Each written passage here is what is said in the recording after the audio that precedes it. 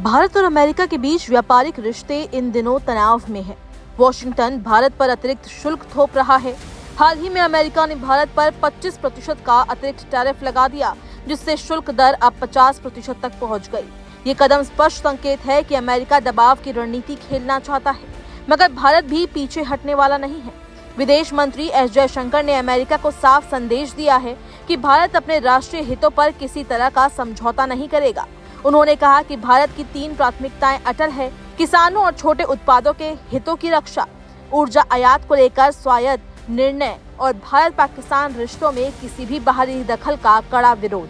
America की ओर से रूस से तेल आयात को लेकर जताई जा रही नाराजगी पर जयशंकर ने तीखा सवाल भी उठाया। उन्होंने कहा, जब चीन सबसे बड़ा रूसी तेल खरीदार है तो उस पर कोई टैरिफ क्यों नहीं लगाया गया। विदेश मंत्री का ये बयान साफ इशारा है कि भारत किसी दबाव में झुकने को तैयार नहीं है। हालांकि इस पूरे तनाव के बीच भारत के लिए एक अच्छी खबर भी सामने आ रही है। अमेरिका का करीबी दोस्त और एशिया का अहम साझेदार जापान भारत में बड़ा निवेश करने की तैयारी में है। जापान लंबे समय से भारत का भरोसेमंद मित्र रहा है। Mumbai Ahmedabad bullet train project इसकी बड़ी मिसाल है।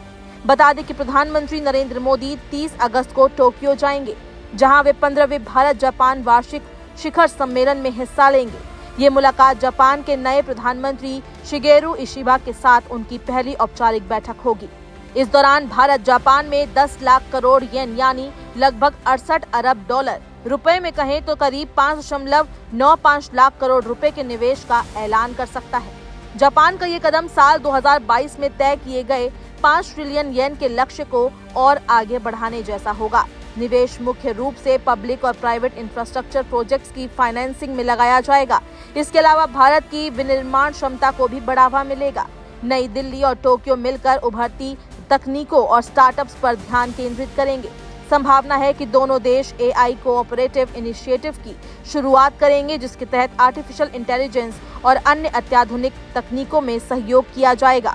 पीएम मोदी की यात्रा के दौरान दोनों देश आर्थिक सुरक्षा में सहयोग की संभावनाओं को तलाशने के लिए नए फ्रेमवर्क पर भी सहमत हो सकते हैं, जिसमें जरूरी वस्तुओं की सप्लाई भी शामिल है।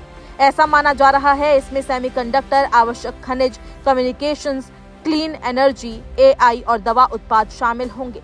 अमेरिका के बढ़ते टैरिफ से भारत के लिए चुनौतियां जरूर बढ़ी है, लेकिन जापान का ये निवेश नई संभावनाएं खोल सकता है। ये भारत को दिखाता है कि वैश्विक मंच पर उसके पास कई मजबूत साझेदार हैं और वो अकेला नहीं है। भारत ने साफ कर दिया है कि वो किसी भी दबाव की रणनीति के आगे झुकने वाला नहीं है।